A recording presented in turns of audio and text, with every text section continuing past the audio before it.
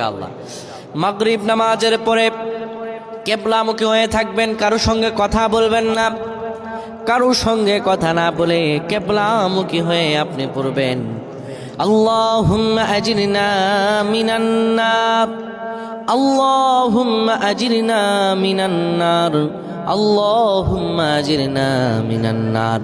যদি এটি আপনি মাগরিব নামাজের পরে কারো সঙ্গে কথা না বলে পড়ে 7 বার পরে দুটি হাত তুলে আল্লাহর কাছে দোয়া করেন, আল্লাহ জাহান্নামের আগুন থেকেও বাঁচাবেন এবং আল্লাহ আপনার সব দোয়াগুলো কবুল আর মঞ্জুর করে নেবেন। আল্লাহুম্মা আমিন।